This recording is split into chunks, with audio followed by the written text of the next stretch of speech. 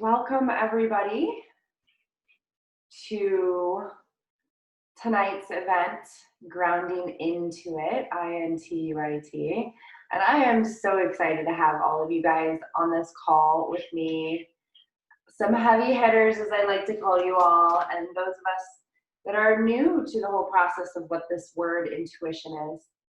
And I love before Jamie popped on, Debs was just sharing how she constantly feels like she's learning something new about her intuition. And I definitely agree with that. I think we are all in this place of finding out what intuition really is and how it teaches us about our reality. And my goal with Grounding Intuit and this whole Souls Intuit subscription is to help create a softening around this word, to help create a new way and level to embrace what this word means and how it interacts with your life. And I believe that in order for us to do that, we need to come at the word and the idea of embracing it from both angles. From the concept of, this intangible ability to sense things and the scientific understanding of what it really is. And my hope is that once we begin to understand the words that we're talking about, then we can really demystify and normalize this part of who we are. So I have a really quick slide that I want to share with you guys. And really, it's all about just breaking this stuff down. So let's get started. What is intuition? Well, if we look at the definition of these words, intuition, all it means is the ability to understand something immediately. We're able to intuit something without the need for conscious reasoning. Okay? We shall allow our intuition to guide us. We shall allow ourselves to, without conscious reasoning, be able to understand something immediately. It also means a thing that one knows or considers likely from instinctive feeling rather than conscious reasoning. Okay?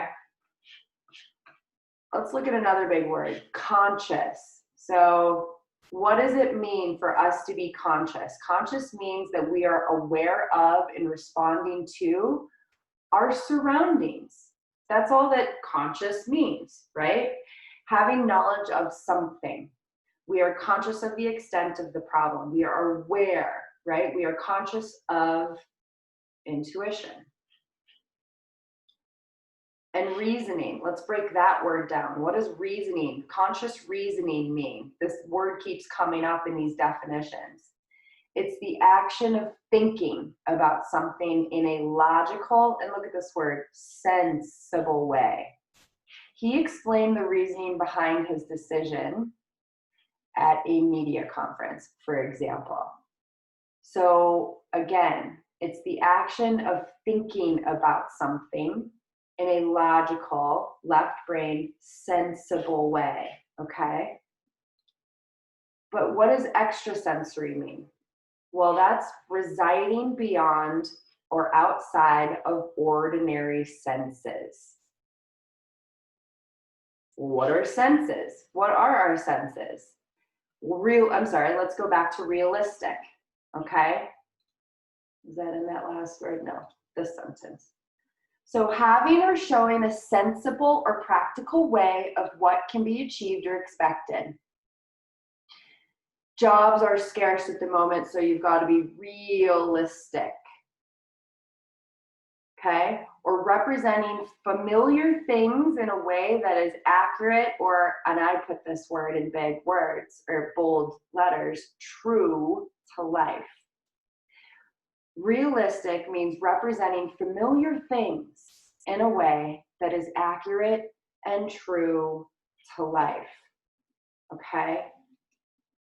And then our perception, right? We need to use our perception to perceive intuition. That's what we use to access this information.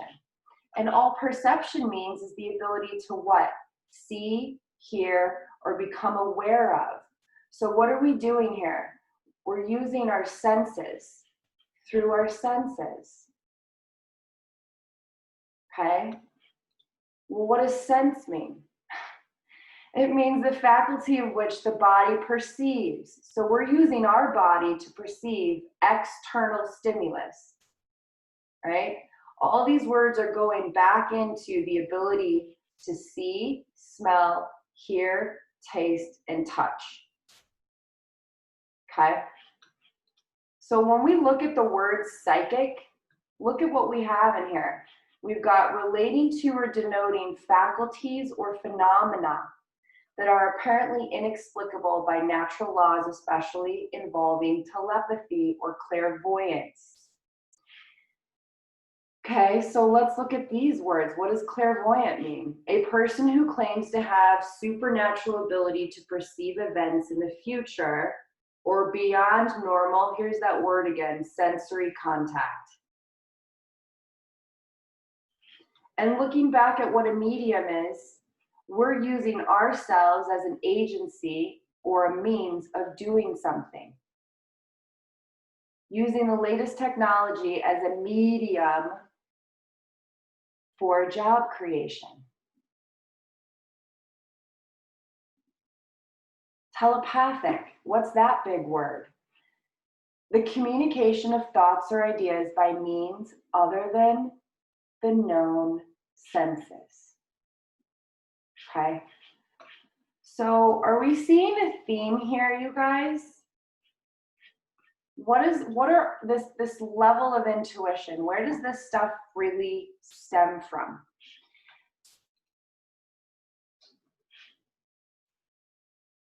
What is it?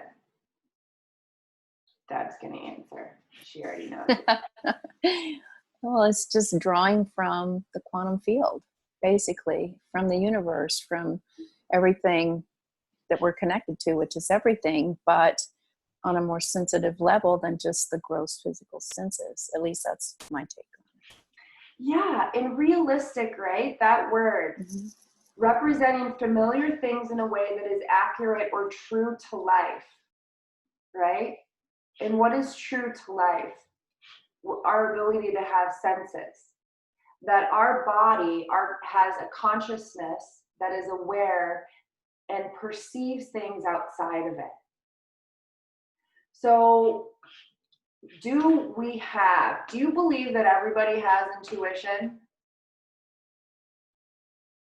Does anybody not believe that we have intuition?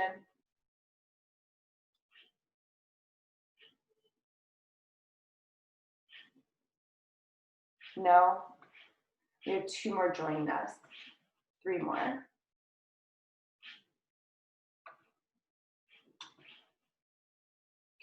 So if we have eyes, ears, nose, mouth, and are conscious, then we all have this level of intuition. So has everybody ever, or anybody, not heard of, and you can raise your hand, and I'll put it on gallery view, of the allegory of the cave. Has anybody ever heard of that? The allegory of the cave. Charla, Debs has, Jamie. Charla, do you want to share your recollection of what that is, what allegory of the cave means? No? Does anybody else? Jamie, how about you? Is this the one by Plato? I'm not sure. Is it where the people in the cave, like, no, I can't. No, you're doing great. You're right. Oh, people in the cave. Well, they haven't seen anything other than what they've experienced in the cave? Is that like kind of the beginning of it? Uh-huh. And then are they afraid to go out of the cave? Yeah, I'm going to share a quick image. This is on Yeah. my slide. Get me out. Yeah. The allegory of the cave is that we have been shown these images of what we believe to be true.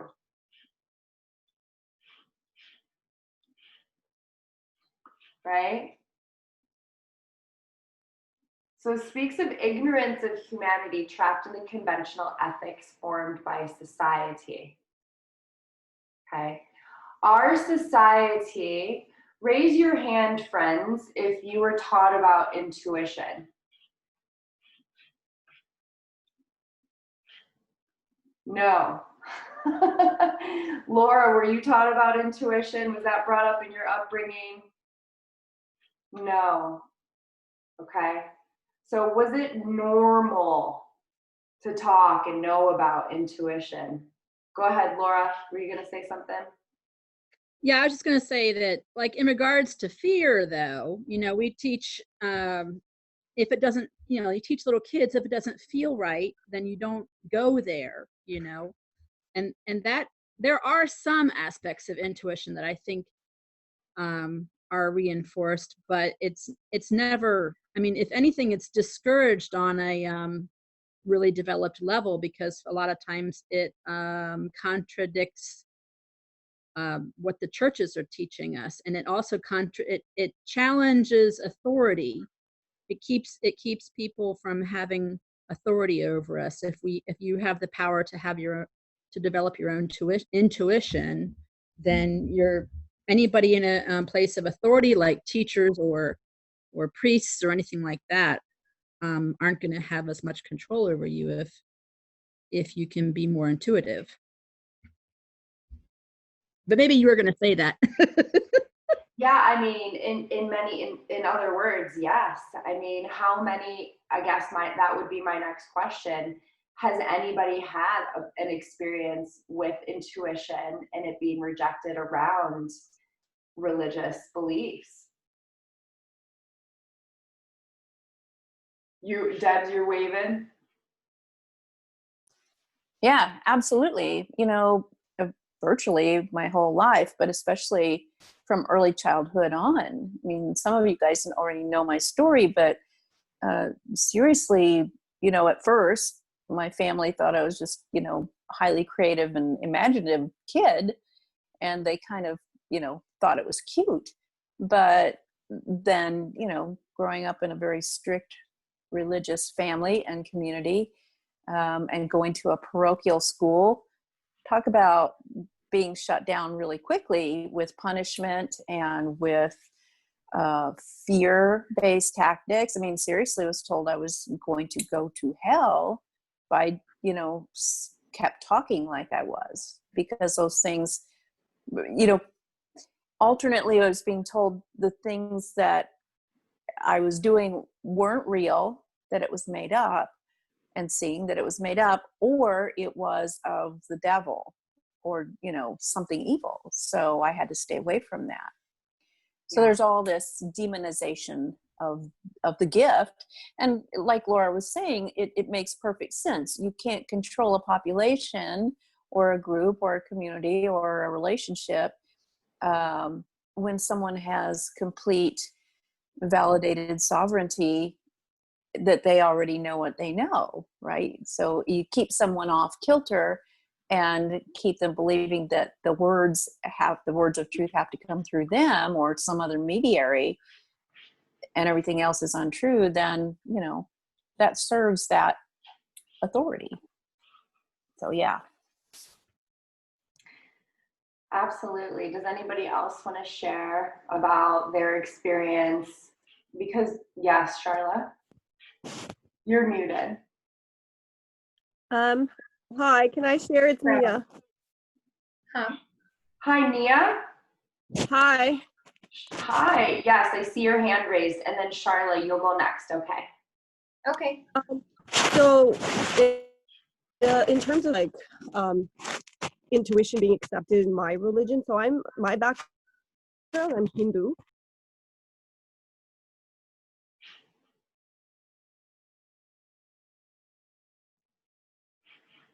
Oh, you're muted.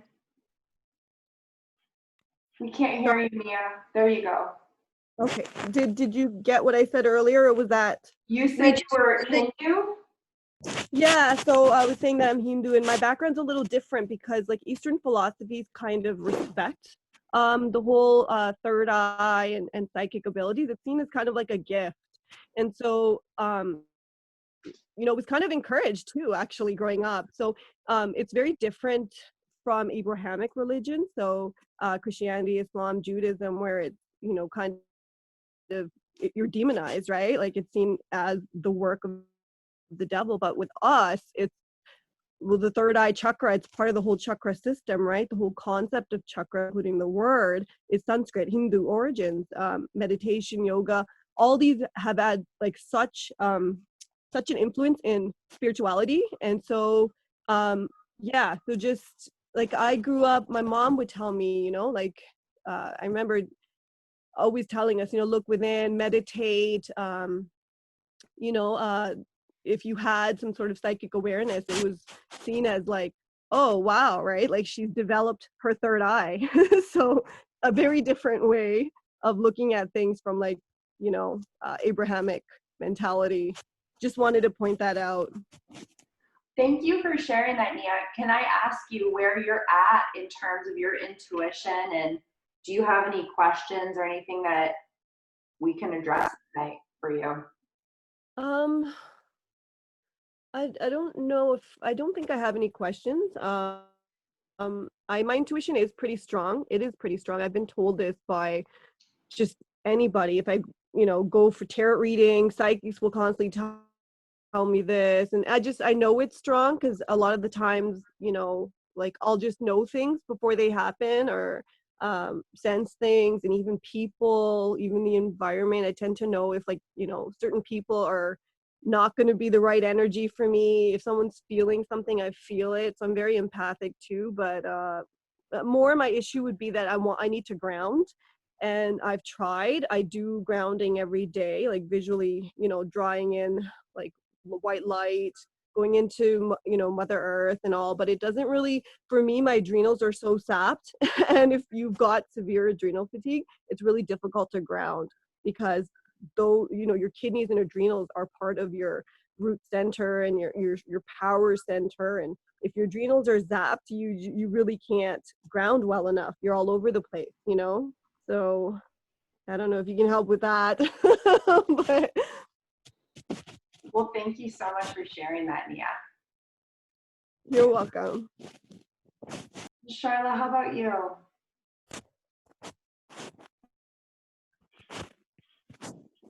You are muted now. Hold on. There we go. Can you hear me? Yeah. I grew up in a very religious home, and up until the age of when I was 20, my mom still felt like practicing yoga was a way the devil could enter your system, and control you. And I also came from a really abusive home, so I had a lot of people-pleasing tendencies and things like that growing up. So I really shut down my intuition in a lot of ways, because I felt like I couldn't talk about it. I wouldn't be accepted by my own family even. So I still used it, but I kept it hush-hush for the most part. And even, now my mom's open to yoga, but meditation is a thing that she's really stuck on, that having that quiet space is the way the devil enters the brain or your mind, and so it's been really fun working with that concept with her and asking her, well, when do you get still or quiet? Are you constantly in your head? How does that feel? Because for me, meditation is so much more than just sitting in one space and being quiet and trying not to think. I mean, I'm meditating when I'm doing art or, taking a walk in nature. So when I can frame it that way, she really understands it's a much bigger picture. you know, and it's not so scary. Mm. Yeah, that is a really great point. And, you know, I'll ask everybody if you guys want to leave a comment or if anybody wants to share, you know, as Deb mentioned, like I was afraid of my intuition. I was afraid of the things that I was seeing, especially because I couldn't go to anybody or talk to anybody about that. You know, has everyone else experienced that same concept of being afraid of the things that they saw?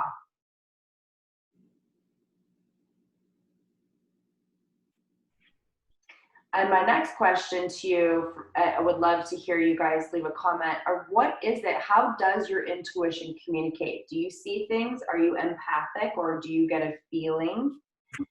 Do you get a physical response? Do you see in your mind's eye? Can you see colors or auras or images or beings that are not necessarily in physical, dense reality the way that other items are?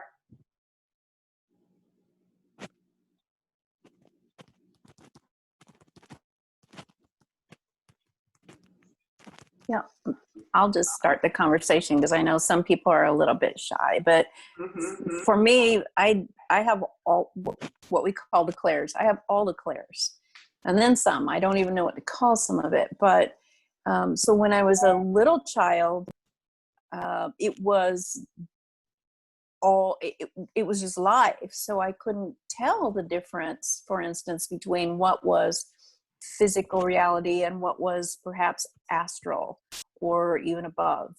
And I didn't, it was all life, it was just life, so I was fine with it. It wasn't scary to me until the outside world finally started saying, well, no, that's not right, you know, there aren't really other people in the house, and you know, that little playmate is not real, that's your imagination, or that little being over there that you keep saying you see in the corner, that's not real, right? That's not real, don't talk about it now, because that scares your little brothers and sisters because they think it's a ghost.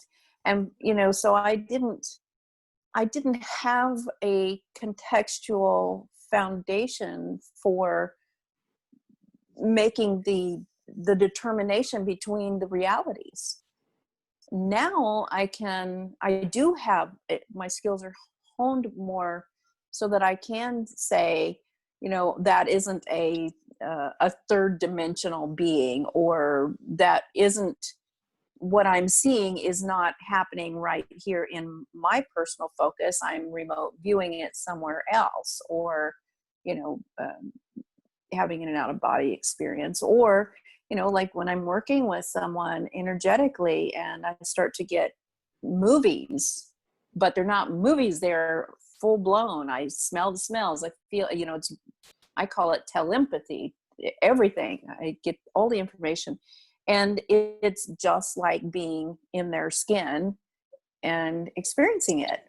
So it's really, I can see where it might be frightening for perhaps a child, or maybe an adult who's just all of a sudden waking up to their gifts, not being able to determine what is physical reality and what's the other, or, you know, other realities.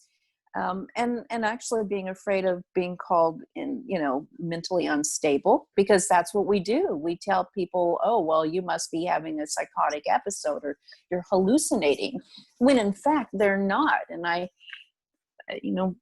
tend to believe a lot of people that we label mentally dysfunctional or disabled are literally just more open than other people, but they don't have the way to conceptualize or place in their minds what it is they're seeing within the parameters of what they are living. Does that make sense? I don't know if I'm bringing that up right, but Yeah. Yes. And Mia says, yes, I have always seen purple and sometimes orbs, and even some of my past lives in astral traveled when I was young without intention. I have a lot of fear and hold back. And then Jamie says, I have a lot of fear and hold back because I think I'm supposed to work kind of in a darker space. Yeah, and that can be scary. Clairaudient mostly and very empathic, seeing things out of the corner of my eye this past year. Absolutely. And just so you guys know that sometimes people say, I've got all the clairs, and it's basically it's enhanced ability to smell, to see, to feel. It's all of the senses. That's all that it is. All of this is just your enhanced awareness of the filter of your sensory system. And the filter are the senses. That is the way in which you perceive things, right? So Laura says, as an adult, can you develop whatever clairs you want to develop? I personally believe that you can do whatever you put your attention to. And that is, it's like downloading a different code. You've been downloaded with certain abilities. And if there is a curiosity or desire to want to know more or experience or perceive more of the reality, just as Einstein was saying, there's so many, we have all these different layers of worlds that are overlapped all on top of the other, and yet which we are only able to perceive one, right? When really, in fact, there's like many different things that are happening at the same time. And that's the whole point, Laura, of tonight, and the partnership of creating Souls into It with some of the super souls are on here. Charla is one of them, Debs is one of them. And the whole point is so that you can enhance these abilities, so that you can live a more superpowered reality. And Jessica says empathic, pick up vibes, sense others, feelings. Absolutely. I think another thing that happens too is that sometimes we get into certain relationships with people that tell you that you're crazy. You get a certain feeling about, oh, are you lying to me? Did you cheat on me? And they're like, you're crazy. You don't know what you're talking about. Or you've had a family member say that to you.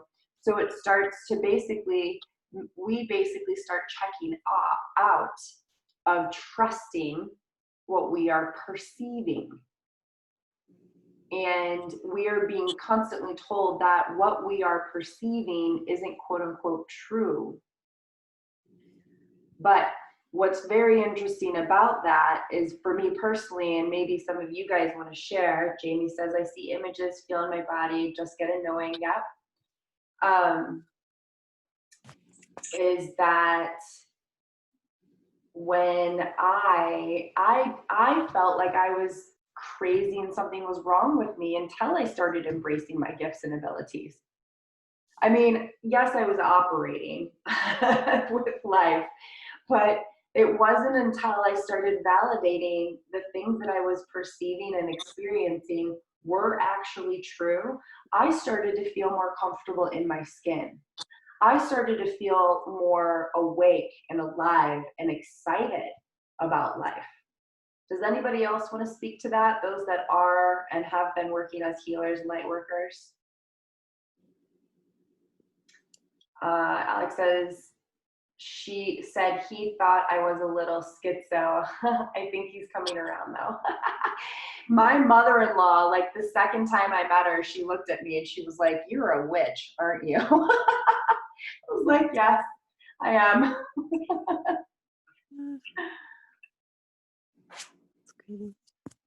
Charlotte, do you want to share your experience, how it's been stepping in? Because this is really all of us stepping into the dark night of the soul. And I want to share these pieces before we kind of do the healing and clearing.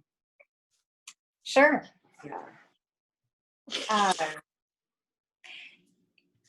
Yeah. The more that I stepped in, the more freedom I found. Really freed myself from addictions, thyroid condition, abusive relationships, and it's incredible. and to have the connection with divine and spirit all of the time. You feel like you're just walking with a friend, and you just have a knowing and a sense of what the next move is, and you're in flow, and there's nothing more incredible than that. You have all the answers right inside of you all the time. And it feels so good. That's a really great point and a really great way of expressing that, Charlotte. Thank you for sharing that.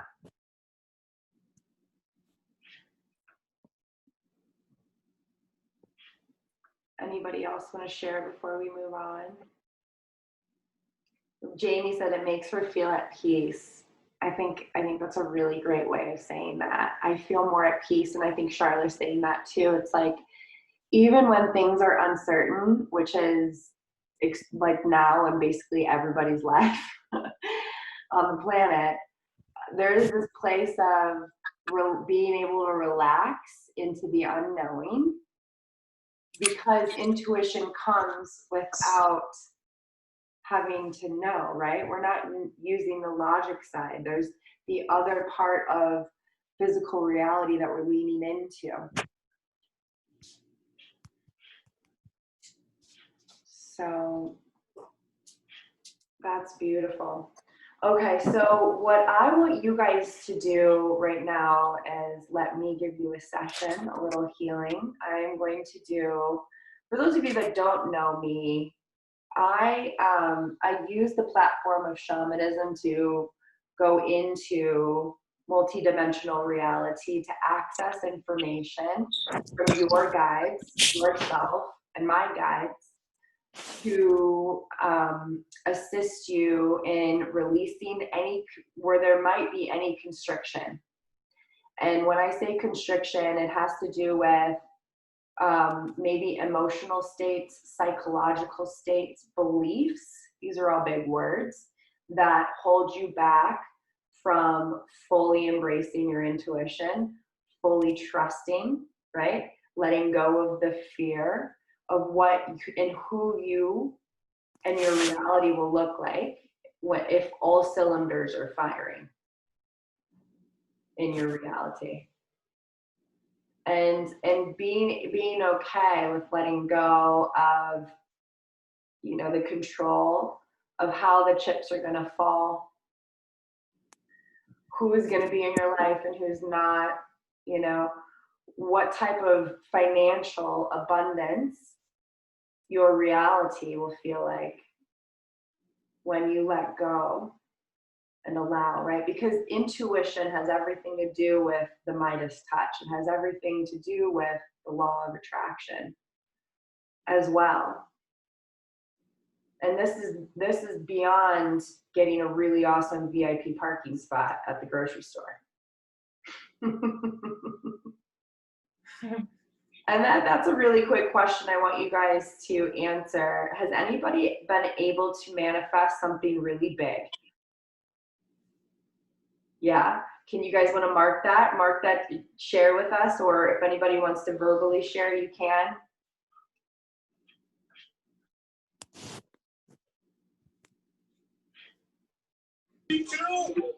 Yeah, sure. I manifested my husband because I was like crazy and living in my grandma's basement, and I was like, I just want some Doctor Who to come take me away.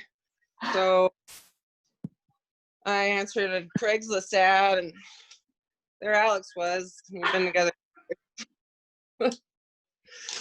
That's beautiful. Yeah. And my car, I got myself like $9,000 recently just because. So that's where beautiful. we're doing good. Mary Sue says she manifested a chunk of money 3 years in a row. It's amazing. Anybody else? I there's been several things happen, but one that comes to mind is when my parents both passed away and settling up their estates and that kind of thing. There was insurance companies or somebody who was dragging their feet on making the payment, and I just put my foot down and said, that's enough. We're not going to keep doing this. And then it was there the next day. Sarah, you say working with me. I love it. You manifested that, huh? Do you want to share that?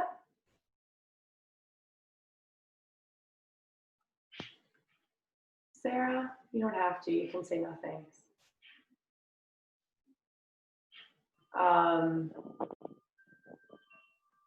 But that is a really beautiful thing when we can start to play with our sensory system and call in, right? Oh, Sarah, you want to share? Yay! You want to share? I'm not sure I have the best connection, but can you hear me? Mm-hmm. You can. Okay. So I actually was able to,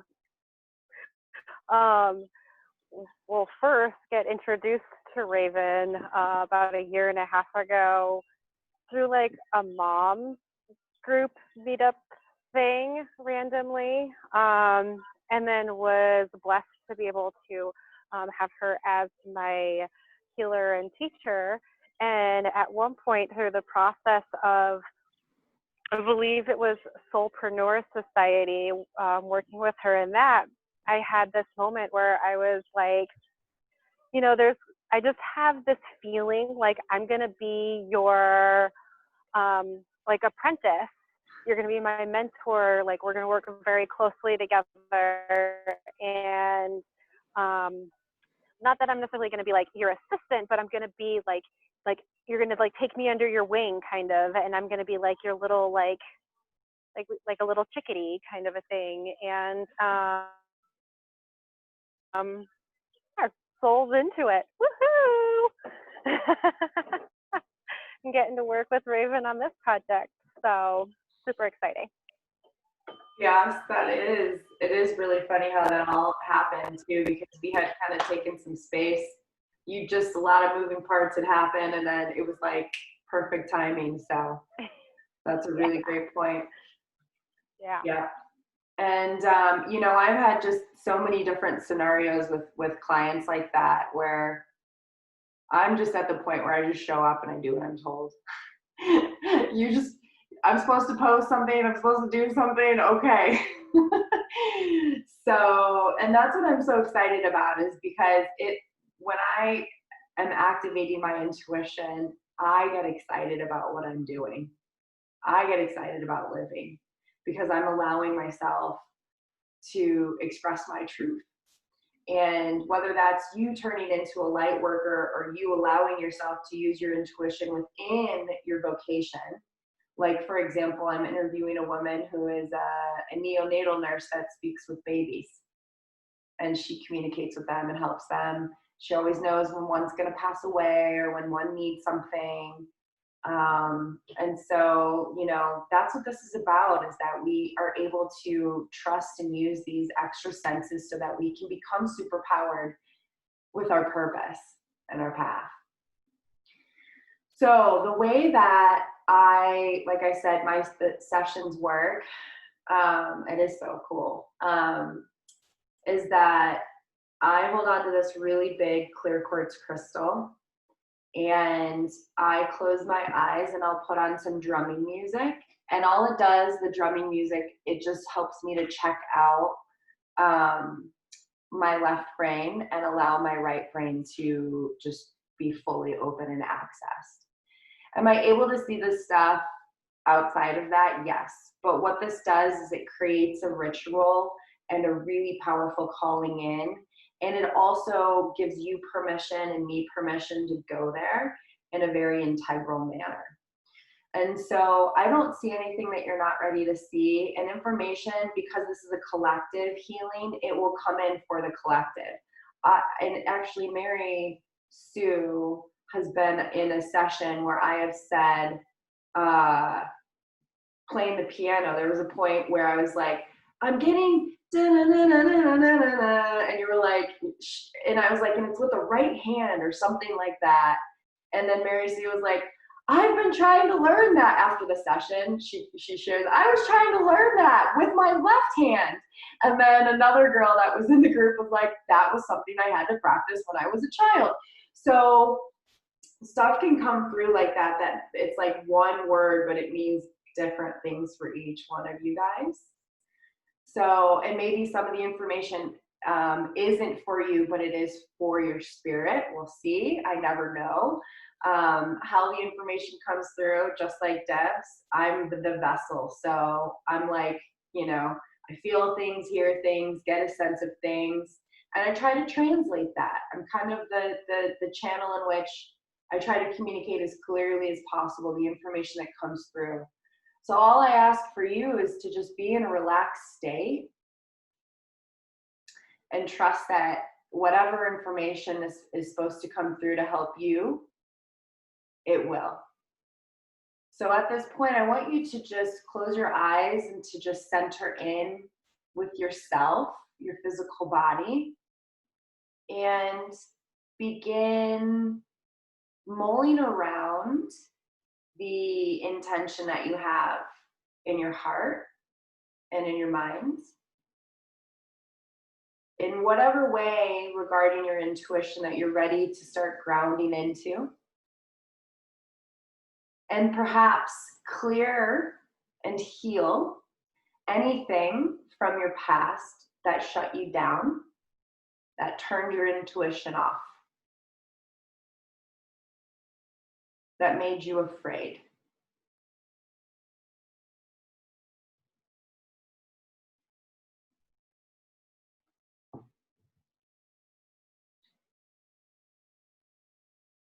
Okay. So I'm just setting my timer here, and I'm going to get my music on now.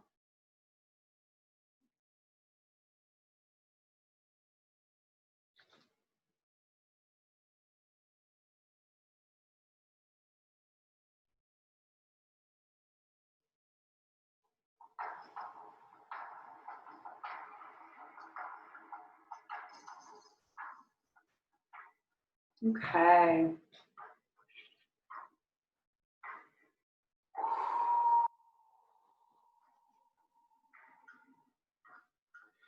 And if you'd like, you're welcome to watch me. My eyes are closed the entire time. Or you can close your eyes and just trust in whatever information that comes through. You don't have to write everything down. This is being recorded.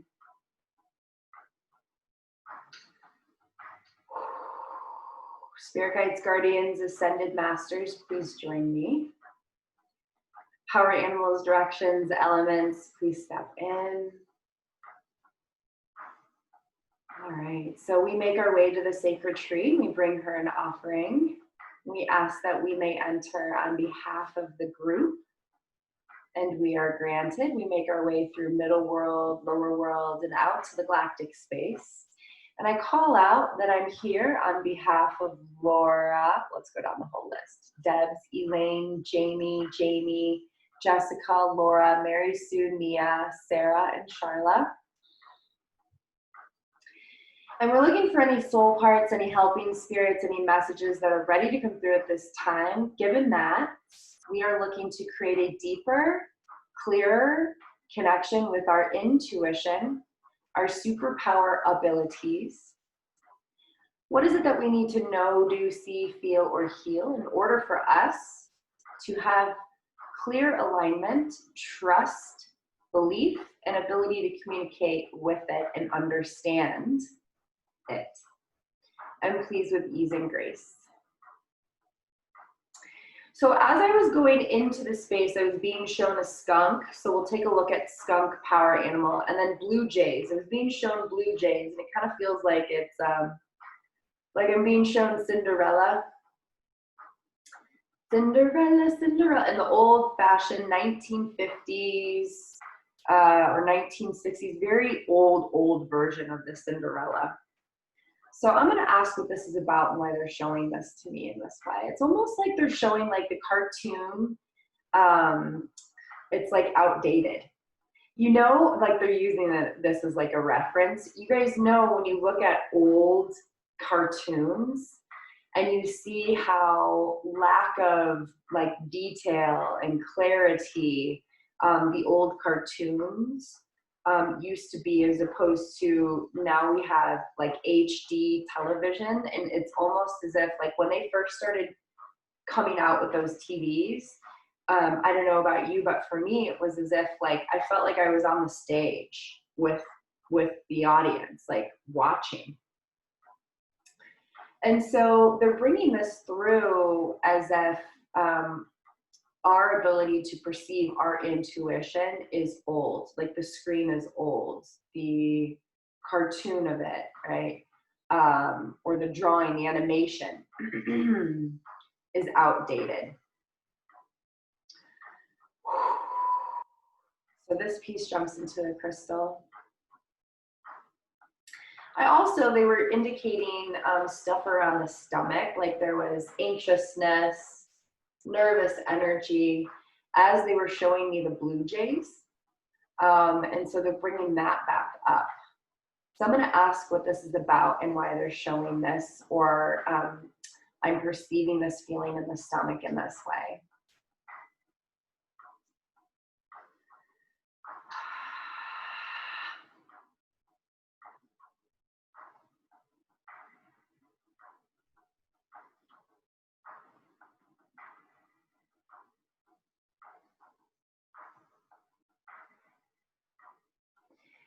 It's like it's as if each and every one of you are Cinderella, and you guys are waking up to this, like you were meant to be a princess, you were meant to be a queen, and they're really putting emphasis on this relationship with the birds. I don't know if there's like a couple of you, let's see, yeah, there are a couple of you that are definitely like in connection with the bird kingdom, and there has been some serious communication from them. But also there's this like dynamic with that they want you to identify, each and every one of you on this group call, this Zoom, has had this very special relationship with nature. And your ability to communicate with it, it's like, it seems as if it was from a young age, they're showing me. And you've had this like very mystical, magical view of reality. But they're showing this like pause in the, I don't want to say that the movie or the film, but it's like stuck, like it keeps going through, it's looping through the same story is what they're showing me, which is that of you don't deserve, like just like Cinderella, you know, she was made to be a servant, but to not reap the rewards of the work, of the effort. And also this like this, it's almost like they want to remind you, they really want to remind you that it is a story, and that the story has been inhibiting you from, it's like connecting the dots. You're like, oh, and I don't want to say connecting the dots, it's like symbiotic relationship, I think is a good way of putting it, where you're like, oh, the birds are communicating to me and I understand them. And there's this beautiful magical part about it, except my reality. It's like, except for me personally, I don't deserve to have the magical things happen to me. I don't deserve to have, like I can only perceive it and I witness it and it makes me excited. But this place of like my reality actually being in this Cinderella fashion, it's like the pieces are not, the jigsaw puzzle is not jigging, so to say. And they're really putting this emphasis on the imbalance between give and receive. And now I'm experiencing this energy around the throat area. So all of these pieces jump into the crystal. I'm gonna look at what this throat piece is coming through for.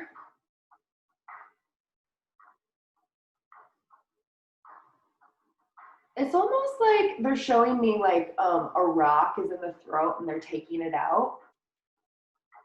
So I'm going to ask what this is about and why they're showing this to me in this way.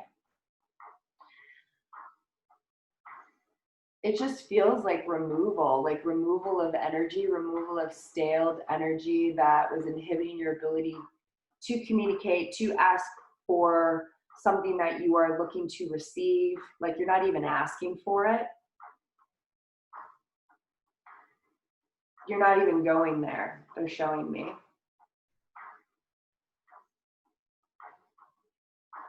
So there's this opening up of this ability to, you know, not just communicate it verbally out loud, but to even think, to even go there to think about it. There is this like, don't take up too much space energy that is absolutely wanting to come through in this session.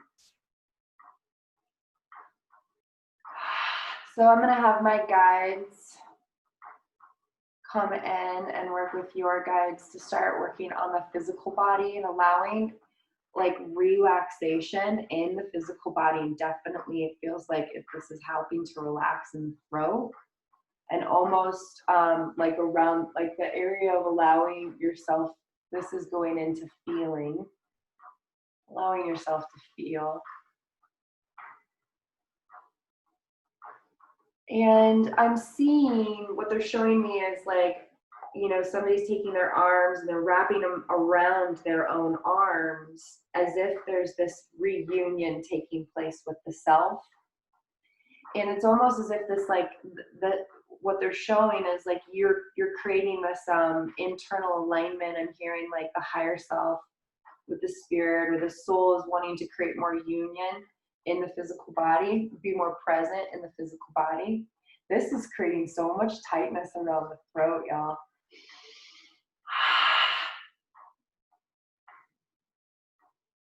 This has so much to do about speaking. Somebody's like wanting to write. And there's a lot of you, it feels as if that are on this call that are like, I really want to say things on social media. I really want to like speak up.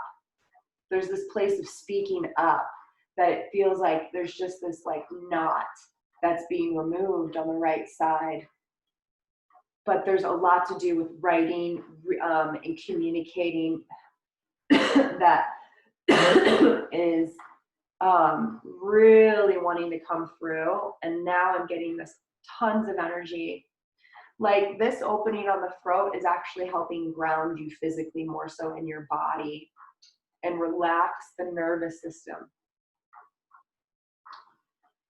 So all of these pieces jump into the crystal.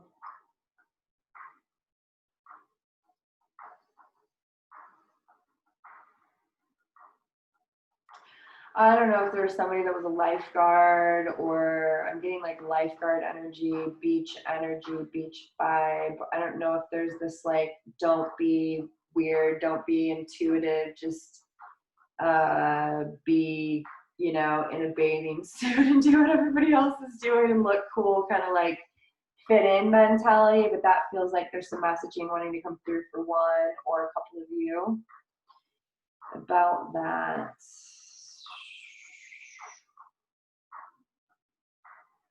The way that they're showing this to me is like, there's some guy that one or a couple of you liked, and there's this like enamorment, like I have to fit a certain bill, I have to look a certain way.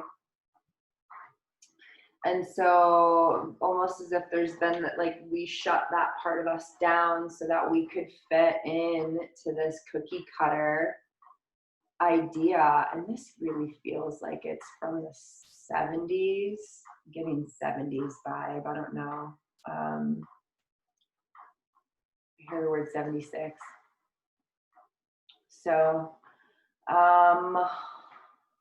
this piece jumps into the crystal. I'm going to ask if there's any other messaging around the lifeguard piece.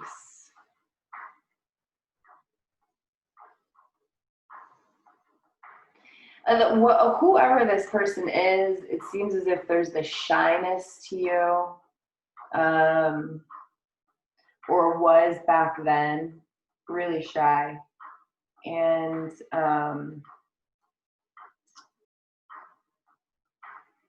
gonna ask where they're showing this to me.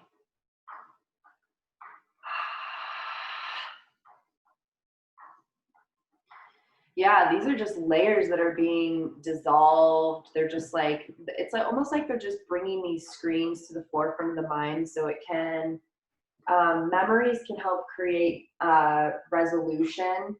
It's like sometimes they just bring up a memory to help start unlocking the story behind you awakening into your intuition.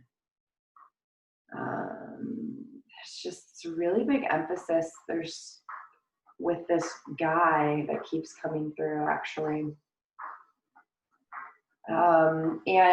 And I don't know, yeah, there's this, it almost feels like there's this collective messaging as well with all the females of like being accepted by males, from your gifts and from your abilities. It's like, look a certain way, act a certain way, be a certain, fill in the blank. That is just really wanting to be cleared and wiped down. And then there's this, like, now they're showing me the ears, like we're opening up our ability to hear, and also like discern. There's discernment that's wanting to come through. Like you are becoming more discerning with your thoughts. There is like a breakthrough awareness that's happening in this session.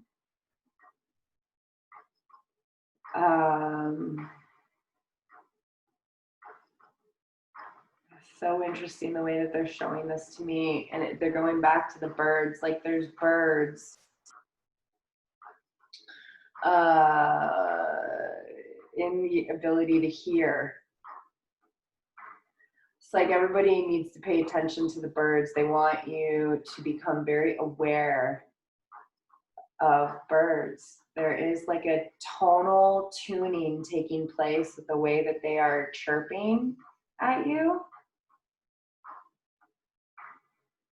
It's really interesting the way that they're showing this to me. It's like it's actually opening up your ability to hear with your inner ear, not external, but inner ear. And the ringing, there's some ringing that can be taking place as well. So just pay attention to that if that has been happening, or it may in the next 3 days, they're saying. But and they're showing it's like balancing the left and the right sides of hearing.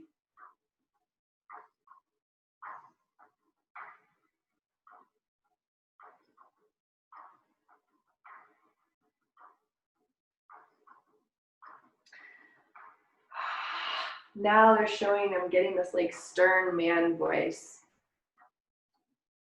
It feels like some father energy that's coming in. And it's almost like they're showing me like some of you guys, there's some father energy coming through. This person has passed away, and they're trying to communicate with you. And you hear him like talking at you kind of in a stern voice. There's this connection that they're trying to show me with the whole group, but also this particular person, this deceased loved one, but the ability to hear, the inner ear, and hearing the conversation, being able to, this is where the discernment is coming through, to know that the thoughts are not yours, that they're being inserted as a conversation to you. And so there's this awakening and this opening of like your ability to communicate and also hear people's thoughts, but not necessarily like somebody that you're sitting next to. It's like your ability to have conversation with people without them being present, and you trusting it. And it's coming through in this way, so it's layman's terms, easy for you to digest. Elephant is coming through as well. Elephant, power animal, feels very strong.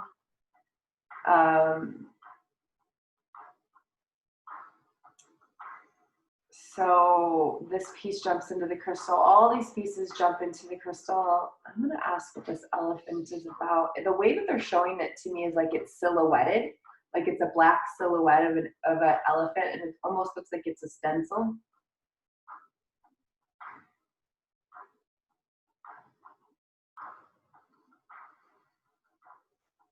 So somebody's got a big elephant thing in this group. So there's some validation coming through for you. And like you have this elephant ability, like as a power animal.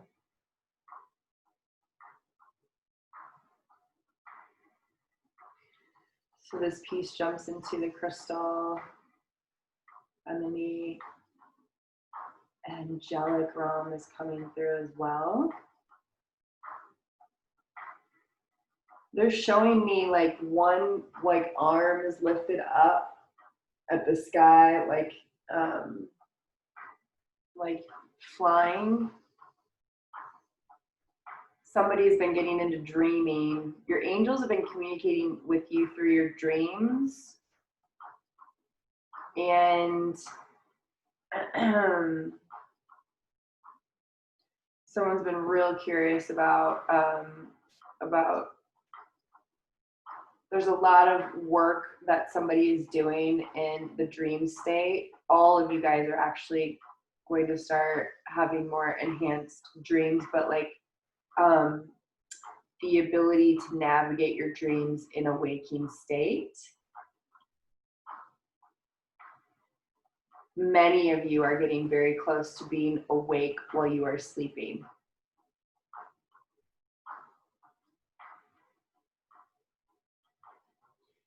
And it's almost as if one of you is having a deja vu at this time, right now on this call. So all of these pieces jump into the crystal.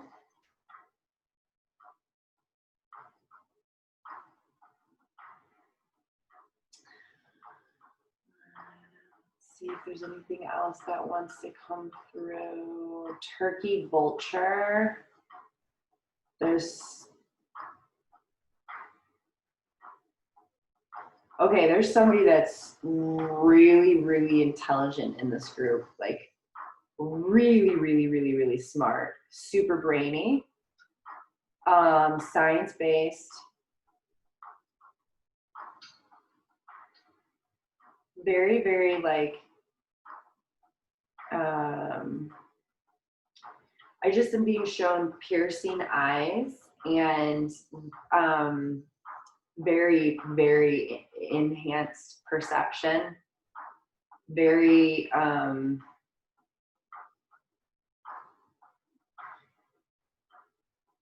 it's like the way that they're showing me is like you're seeing, you're looking out, but you're kind of staring out into the distance, and you're perceiving all of this information where you have a few guides behind you. There's like two at least that are filling you in on more information about, they're communicating with you, and they have been on the periphery of your perception.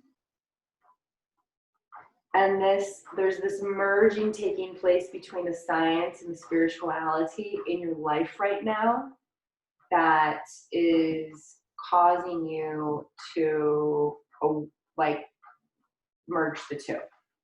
So there is this validation wanting to come through for you to continue in this path. This is absolutely, it's like very, I don't know if somebody's at a lab, works in the lab, did work at the lab, but they're showing me that.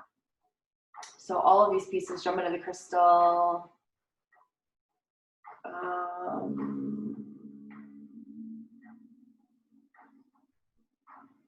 And they're just showing me also, I don't know if there's something around crystals and crystal children or crystalline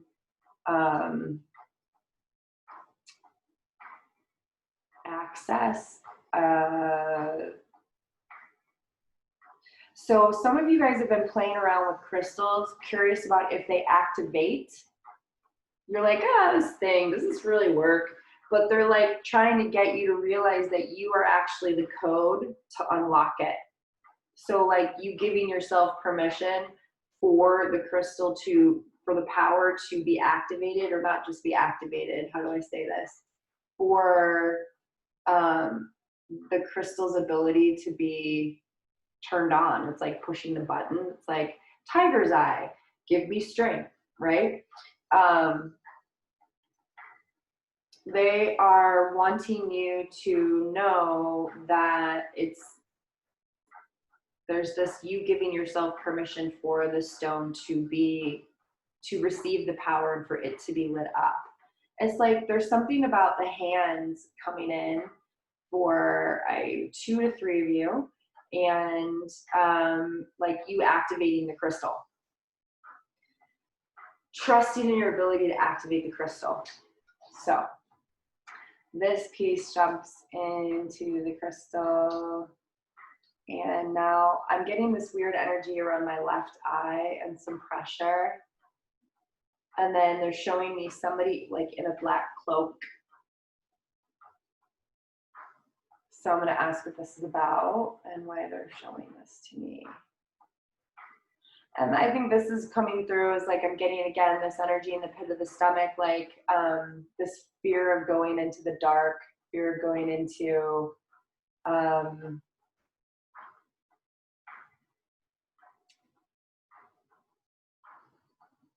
feeling heavily, and feeling the fear of feeling too much for it to overstimulate the system.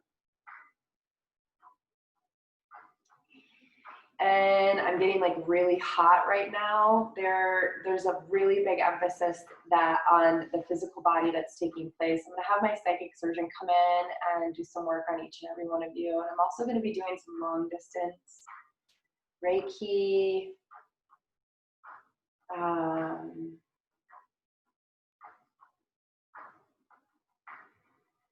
to help hold and harness this new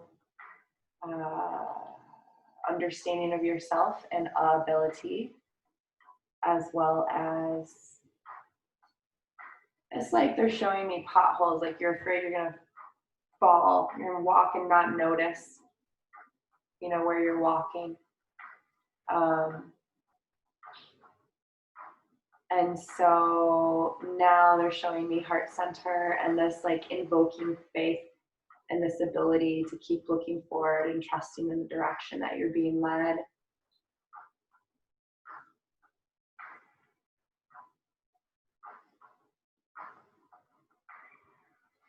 And again, there's this fear of like going into the dark, fear of not being able to come out.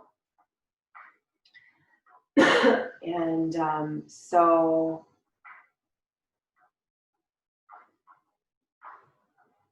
and this correlation is about, there's just this rewiring. They're showing me rewiring and reactivation of the, I don't want to say it's like the veins in your system, but it's like the energetic veins.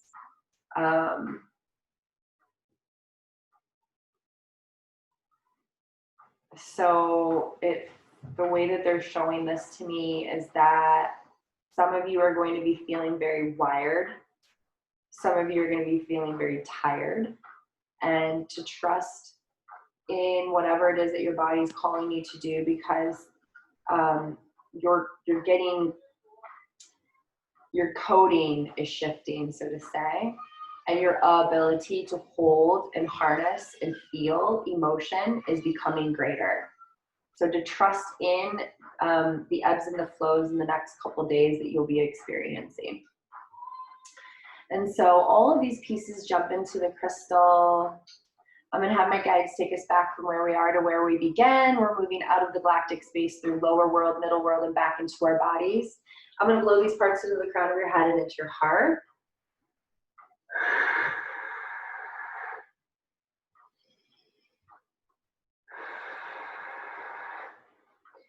And then energetically rattle to bring all parts of me back to me, all parts of you back to you.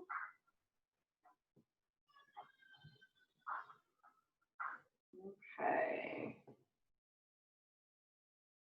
So let's see. If anybody wants to go ahead and write any notes down, I will make sure you guys have a recording. Mia says, I needed work in the throat and for the nervous system. That's actually my current concern. The man issue you mentioned, laugh out loud.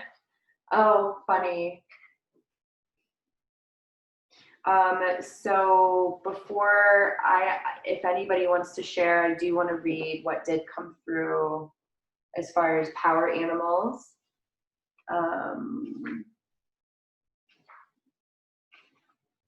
So skunk, it says, be assertive and stand your ground as necessary. Don't let yourself be manipulated or pushed around. Make your self-respect and dignity a top priority, offering the same respect to others.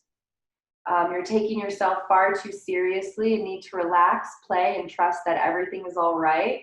That's a good message. I think sometimes when we want something really bad, I want to be able to see, we take it too seriously, and really it is about playing. It's usually when you're in a very light state that abilities become more enhanced. Skunk says it's a good time to deal directly and honestly with that person in your life whom you find so irritating and overbearing. There might be some releasing of communication or opening. Again, the throat was pretty big. And then your sensuality and sexuality are in a heightened state right now. So explore the use of your natural scents and essential oils.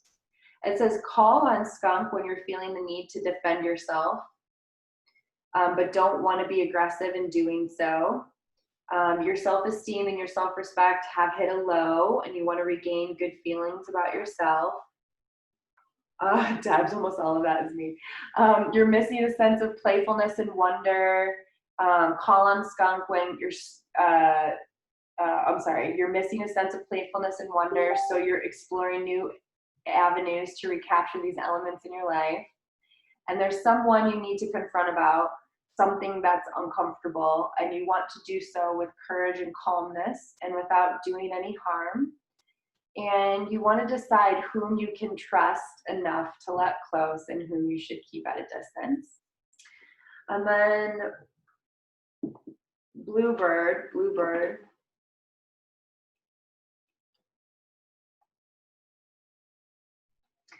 It says this is a very rare and precious moment. So open up all of your senses and simply enjoy this time. You're involved and bogged down with everyday events that you need to relax and lighten up.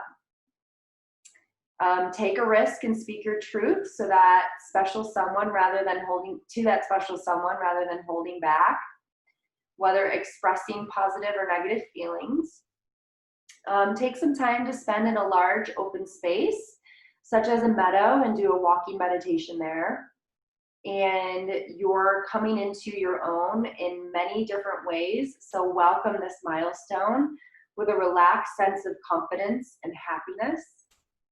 It says, call on bluebird when the circumstances of your life feel overwhelming and weighty and you need some cheering up. You've taken on a great deal of responsibility lately and need some support for handling it. You're involved with facilitating a rite of passage ceremony for girls emerging into young womanhood, which is kind of cool. You're out of balance because of working too much and you need to inject more play and lightheartedness into your life. That seems to be a big message. And then Jamie says, there are always these birds outside my side window, so they're telling me to listen to the voices I hear. That's beautiful. Were there any other animals? I can't remember. I feel like there was. The elephant. Yeah, the elephant. Raven, take a look back here. That's awesome. I was laughing because I had my eyes open when I saw you open your little meditation space, Charla. And I was laughing because my whole office is full of Ganeshas because he's my Ishtadevata. So, you know, I could just show you, but I'm not going to, but my whole office is full of Ganeshas. It's like my symbol. Yeah. The power of creation and destruction. Yep. Oh, I have remover of obstacles. Yeah. I have a crazy story with elephant, but Jamie says, yeah, everything you said really hit home up until the elephant. I was a lifeguard, definitely shy, definitely body issues, wanted to be different. Dad deceased, been yelling at me to work out, right? Grandma is the elephant having me back and giving me the matriarchal spirit. Oh, Jessica, turkey vulture, yes. And Nia says Ganesha is the remover of obstacles. Yes, yes, yes. And the placer of them too.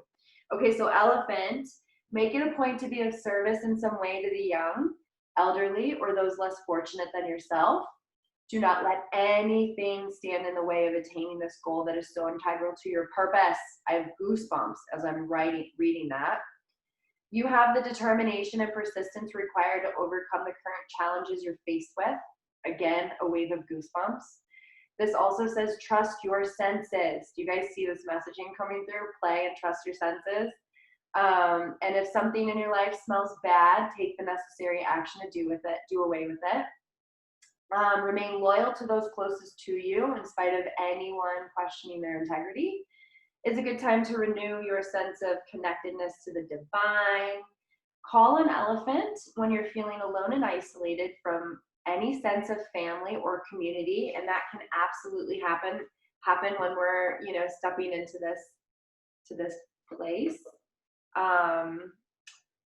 Call an elephant when there are mental, emotional, or physical obstacles in your path that seem to block you from achieving your goals or following your mission. You're feeling tired, weak, or depressed, and you want more energy and vitality, and you want to feel more confident. You want to increase your libido and encourage romantic feelings, and you find yourself in a position of power and responsibility, one that requires you to be strong and effective leader. And then the turkey vulture.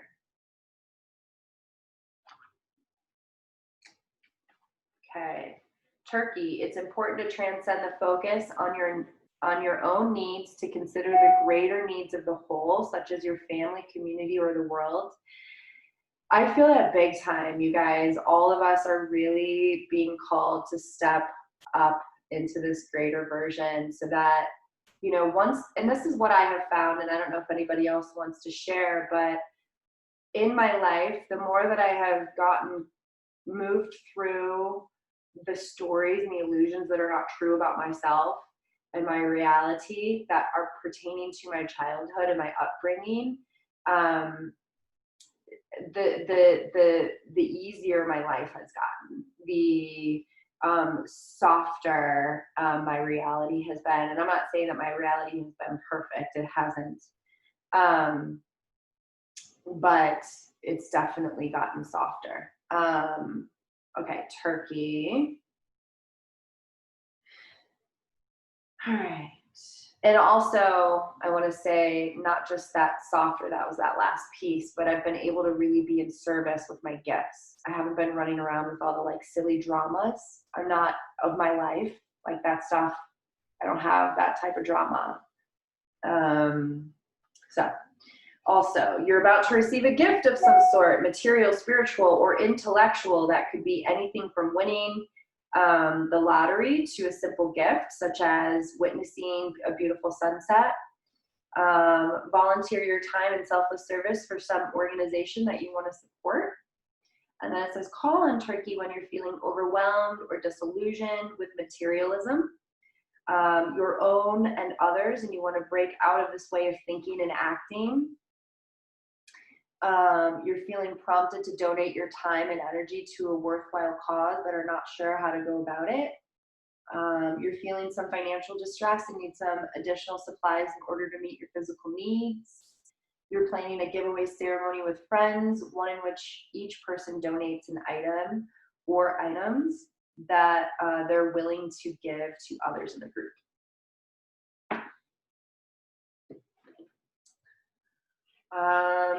All right, so at this point, I would love if you guys want to share.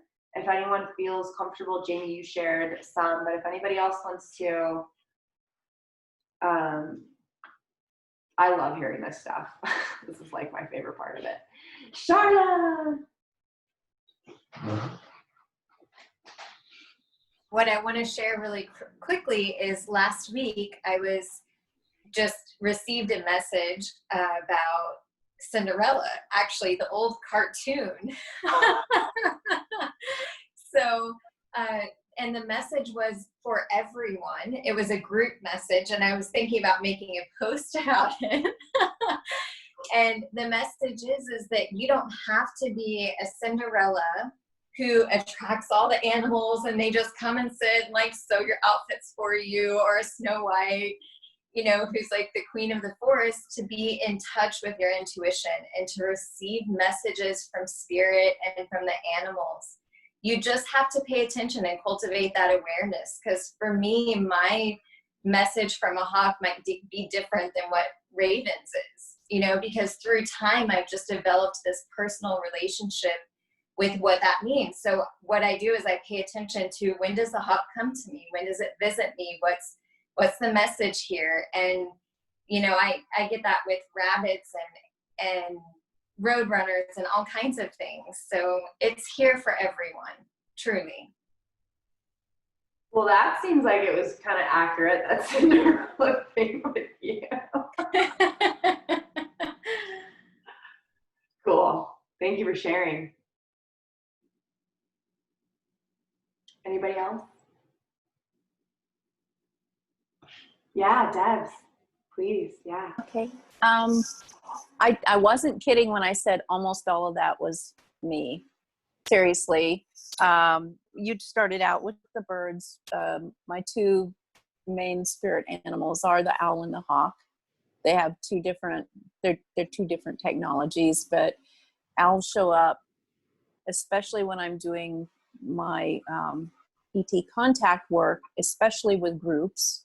They show up and start calling right before we have sightings, especially for groups. And, you know, I've always had a relationship with owls, but the hawk has a whole different thing. I'm like, Charla, each person has that relationship, but I know when I see a hawk, it is a validation of something that I was kind of doubting, telling me, no, you were right. You know, and they show up every single time, no matter where I am. Like even in the busiest city, there's a hawk when I need it. The other thing about the birds, I just wanted to underscore for you, you're talking about, or the guys were talking about, listening, really paying attention to when the birds are chirping and how that's affecting your inner hearing and everything. Bird song is a technology, just like all sound is a very high level technology. And one of the things I've noticed recently, which I thought that was extraordinary that came up, because I just started noticing it more because I'm trying to be more present, is when I am just being present outside, hearing the birds, I literally go into that space between the spaces that you need to go into for that shamanic experience, for that extra sensory experience, that multidimensional experience. It's just like listening to the drumming. So I really encourage everybody to try that and just experiment with relaxing into the present moment when you're hearing birds, and see if you start getting information, because you will. It's like it's a tuning dial. This is so hard for me to say out loud, but the whole 1976 male trying to fit in, trying to shut up, maybe you're speaking your truth so you fit in, so you please the guy in your life or whatever. That was when I got married the first time to my ex-husband, and that was my experience. And I so wanted everything to be perfect that I completely shut down my identity to take on and please the person I was in love with, so that I wouldn't lose him. And it was just, I was really young too. I was like 20, but seriously, that was the year, and that was the experience. And it got more and more entrenched until, of course, you keep pushing a spring down so much that eventually, what happens. It just rockets off in outer space. And then, of course, that's what happened. And there was lots of good stuff that happened in between, but there a lot of learning. But that was I'm sure that was about me, because that pattern, even though you know this, Raven, and some of the rest of you probably, or all of you know this, the more you work on your inner stuff and you think you've cleared it, little fragments of it keep coming back in karmic patterning so that you can clear more. And so almost every day I see this in society with other people, especially females, but in myself. I still catch myself doing that, not speaking my truth, not speaking what is real for me, not being authentic because I'm afraid of what someone else will think and how that's going to affect, my corporate career, for instance, or my relationship with my grown children, for instance, or how my husband's friends are going to see him through the lens of what I'm doing. And, I'm getting up there in years now where I don't really have a lot of fucks to give about stuff, but that still comes up. So for me, that was a very big piece of healing. That was a very big reminder. Anxiety around the stomach area and all of that. That's also a piece for me, but it's also something that I keep getting with my clients, who are having problems around food and eating disorders and everything else. Most of it is centered around anxiety, and the anxiety, when you get to the root cause of it, is they're afraid to be themselves. So then the dad communicating, the male communicating from the dead, that's mine too. Not going to go into all this because I don't want to take up everybody else's time, but the elephant we already talked about. Dreams, definitely. The science, being in the lab, all of that, that's me too. Definitely, you were talking about crystals and feeling it in your hands, the energy to activate crystals. This is something that I help teach. It's what I work with in my everyday life. And it is literally something that is a physical sensation that you can get. So I just want to, I know there are other people on this call who are getting that, and they don't trust that they're getting it. They think it's wishful thinking, but it's real. And then the guides who are behind, I have two very special guides who are always kind of standing behind me, talking in my ears. So I just wanted to validate basically everything you said. But what you were saying during that journey did so much in that tiny space of time. I was just transported, and I just really have to thank you. Oh, thank you. Yeah, Thank you. that's so amazing, the validation that you got. And Elaine, I read turkey because turkey vulture is the same thing. Elaine asked me to read vulture.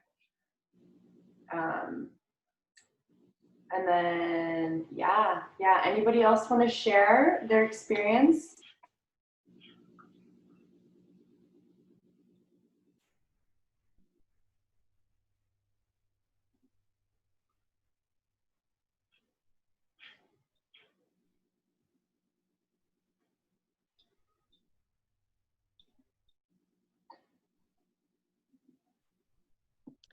Oh, I just- Condor.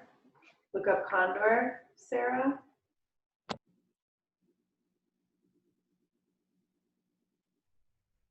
Yeah, turkey vulture. Okay. Sarah, my protege, is like, there is one in here. Okay, so Condor is what I will read for you, Elaine. In spite of the dire circumstances you find yourself in or the losses you've sustained, you'll eventually find the gifts in this experience that may not be immediately apparent. It's time to clean up the clutter or messes that you find around you. Develop new and creative solutions to those problems that you or others would prefer to ignore. You'll find that your tastes, cravings, and possibly your entire diet will soon change, so pay close attention to your body's response when you eat certain foods. You'll need to take all those material items that no longer serve a purpose and either recycle them or get rid of them. And turkey vulture, you'll find yourself being more visually perceptive to the point of seeing auras around others. It's a good opportunity to sort out and eliminate that which doesn't smell right in your life. And call on Condor when you're in the midst of a crisis, one that requires you to remain calm and adjust your thinking to accept the situation as it is before moving on to a solution. You've lost someone in your life through death and want to contact their spirit on the other side. And you see yourself as having disadvantages and want to reframe your perceptions and beliefs to see them as assets. And you feel as if you're in a mess emotionally, physically, or spiritually, and you want to clean things up. Elaine, I am also going to read to you if Condor is your power animal, because whoever this was, whether this was you or somebody else, it felt like this was part of your personality. So if Condor is your power animal, you have the unique ability to make the best of a bad situation and find the rewards that result. You're a somber and serious individual most of the time. You're willing to take on distasteful tasks that others are unwilling to do. Yes and yes, beautiful. You have the gift of mediumship, whether you've developed it or not, and you can communicate with deceased loved ones and ancestors. And because if this is you, you're extremely intelligent, and this is I'm so freaking excited for you. Because of your unusual appearance and your metaphysical gifts, others don't understand you and may irrationally fear you, so they tend to keep their distance. Let me know if you resonate with that. Okay. Yes, I was. Beautiful. Does anybody else want to share or say anything before? Hi, Sandy. I know you're probably just listening in, but I'm just saying hi. So if anybody else wants to say. Can you hear me now? I just unmuted me. I can, yes. Is this Elaine? Yeah. Hi. Hi. Through all of that, it felt like it was all for someone else. I wanted to own the very intelligence, but it was like, yeah, all right. But then when you read the Condor, that was for me. Okay. That was definitely for me. So thank you. You relate to feeling that awakening of really intelligent and the ability to see and sense. Yes. When I first started knowing things, I was on a trip and was at a little, I guess, a garage sale type thing. And I started telling this guy things. I had no idea what I was saying and had no idea how I knew it. And he would just say, how'd you know that? How'd you know that? And that was the first time that I was aware that there was something going on. But when I look back, I always knew what was going on with my family.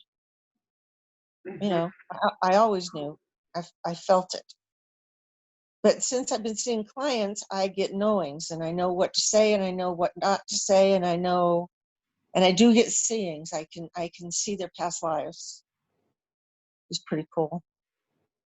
And I can also see the lesson they get from those past lives. Mm-hmm. Are you looking to enhance your ability? I'm looking to own it more. It sounds like it. Yeah. Thank you. Anyway. You're so welcome. Yeah. Yeah. Maybe that was the only message you needed to hear, was that validation of the vulture. Because that's a pretty big one. Well, not only that, to clear out all my junk, which is a process I've been in. Beautiful. Thank you so much for sharing. Thank you. I'm muting now. Yay. Okay. All right. Anybody else want to share?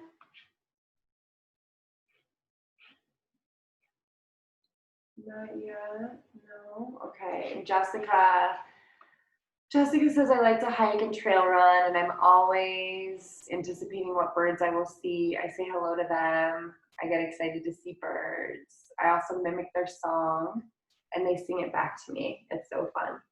That's awesome. That's really cool.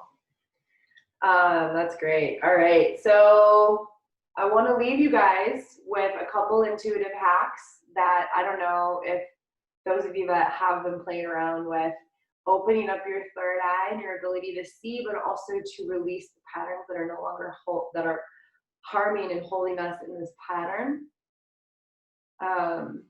So they're two very easy things, and actually, Laura, you're kind of playing with it right now. Are you playing with your third eye over there, Missy? What you got? What is that? Onyx? Shungite.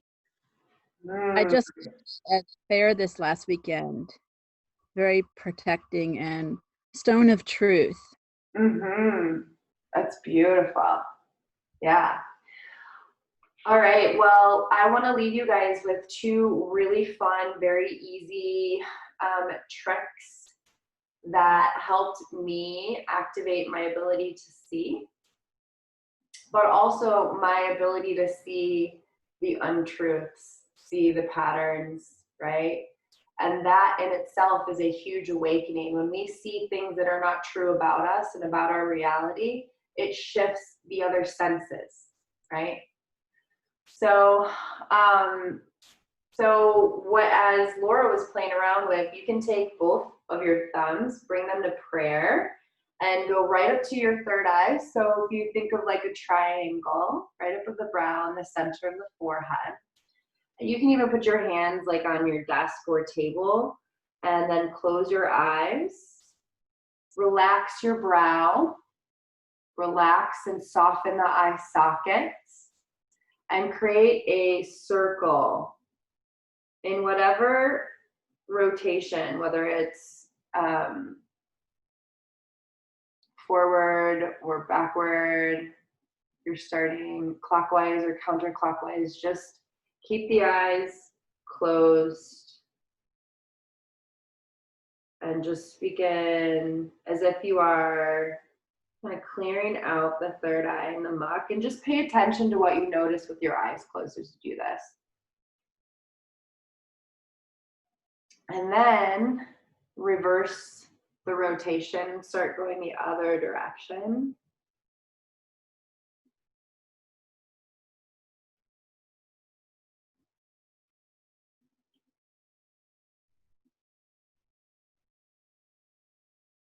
And then go ahead and let go of the rotation. Just keep your thumbs pressing onto the third eye.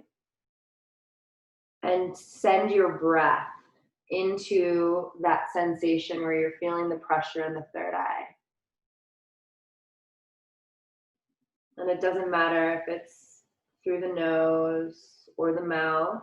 just notice what you chose to start with.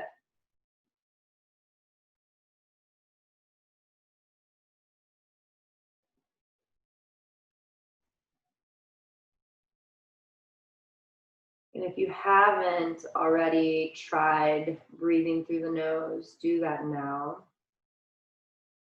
See if you can hit your breath to that point of sensation on the third eye.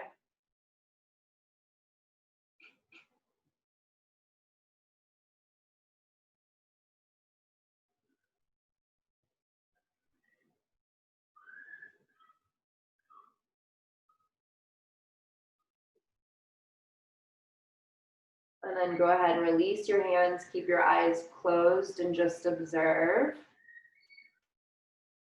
Notice if you feel anything different or you're seeing anything different.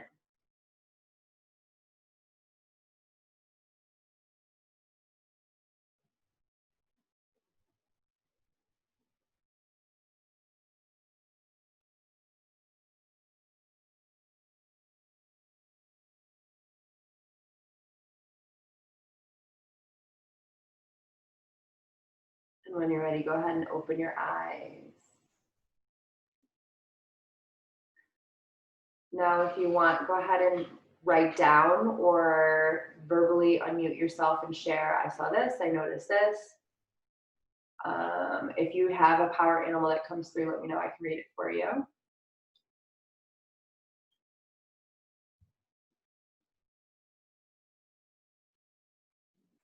Fox. The fox.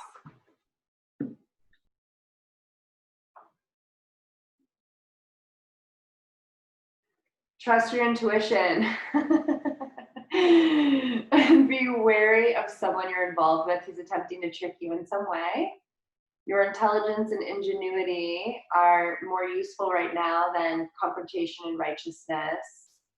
It's better for you to remain in the background and exert influence from that position than to take an active leadership role. It's best to blend into your surroundings, move with stealth, and keep your intentions to yourself. I feel like I want to read the, if fox is your power animal, you're a night person, often more productive and creative at night. You're a keen observer, always watching others, noticing what's being said as well as what's not. And because of this, you can usually anticipate what's about to happen. You're an excellent parent or parental figure, very nurturing. This is totally you. Protective and conscientious. You're capable of blending into the environment so as to be nearly invisible. And by adjusting your body language, vocal characteristics, what you wear, others who know you may not recognize you at first. You sometimes surprise everyone by coming up with obscure yet very creative solutions to problems.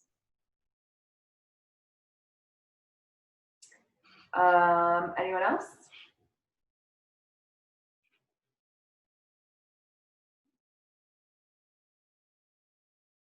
And you can be like, I didn't say anything, I got frustrated. Or you can ask me a question. This is the perfect time to do that. I'm driving, but I wouldn't mind a card. Oh, you want me to pull you a card? Is that what you just did? No, we just did a third eye activation to open up the. Right, I got in on the beginning of that, and so what you were just saying, I thought you had pulled a card. Sorry.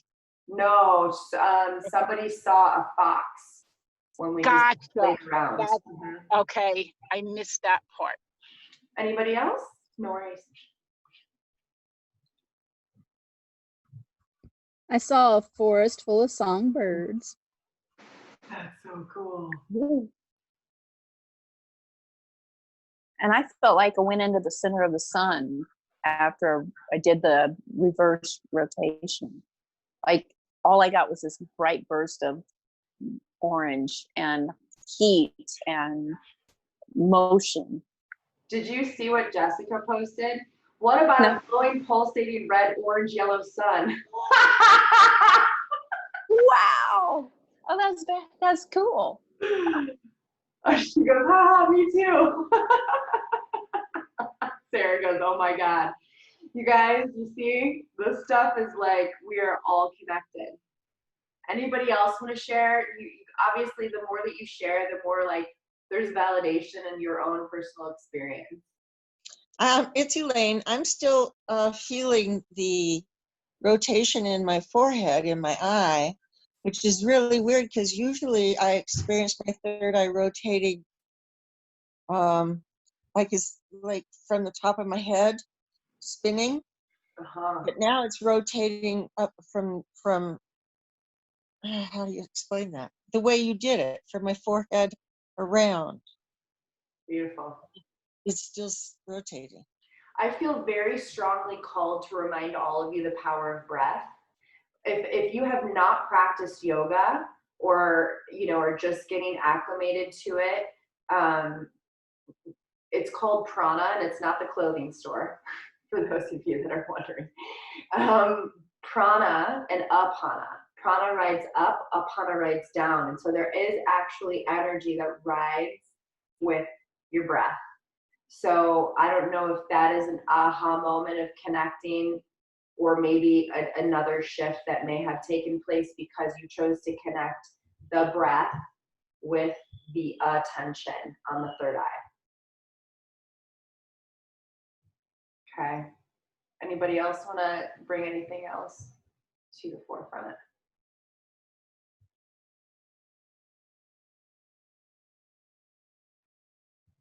Okay. This one is really cool. This is a dristi. Does anybody know, Deb, you can't answer this. Does anyone know what a dristi is?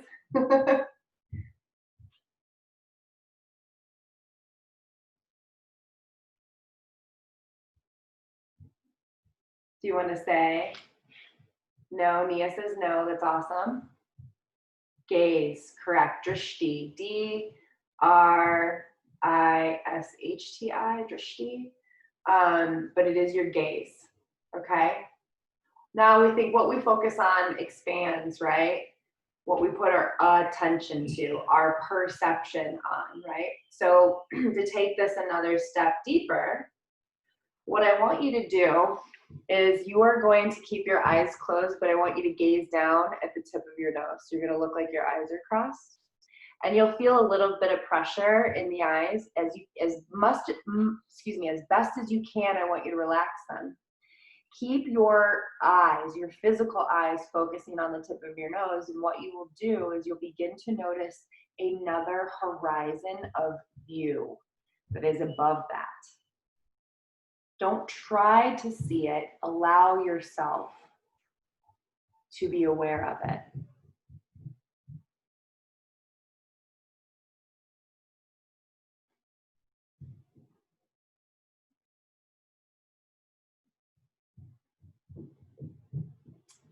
Just keep exploring it. And again, just connect, stay aware of the breath as you're breathing that prana, that energy into the third eye, into the forehead.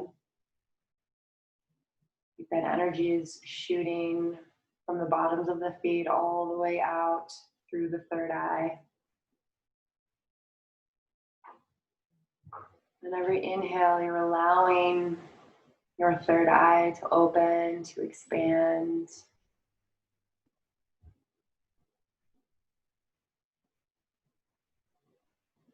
To perceive more.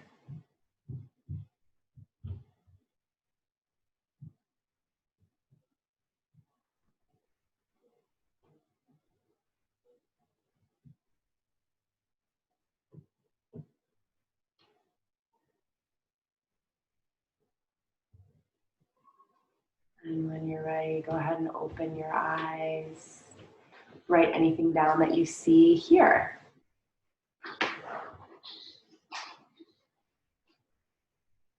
And then if anybody wants to comment on what they saw or felt or noticed that may have changed.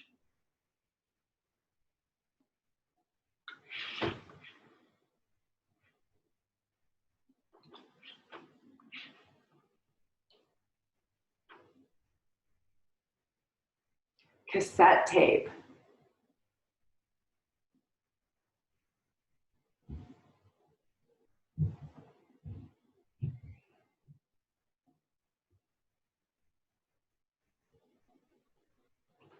You guys are welcome to unmute yourself too and just share.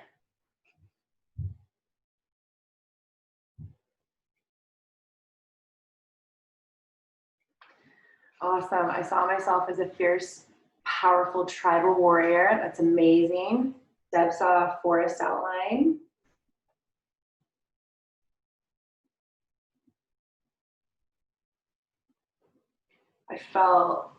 I was very aware of the pressure, the pulsation of my heartbeat in my forehead.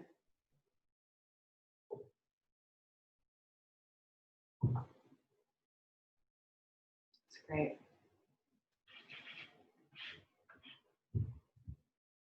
So those things I have been doing for quite some time.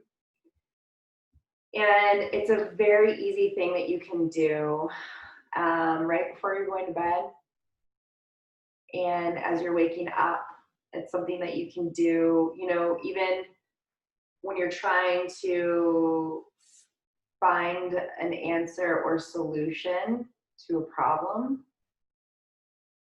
You can just give yourself permission to put your focus on opening your third eye. Our third eye is where, you know, we are able to perceive things, but also, you know, that's where all of our patterns lie.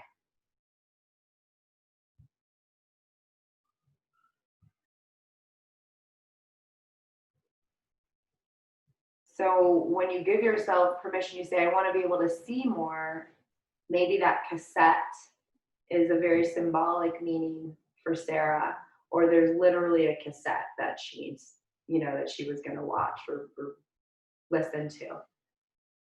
But really, this is the bottom line, is that you and spirit, or the universe, the multidimensional reality, communicates very specifically to you, for you, in your own personalized way.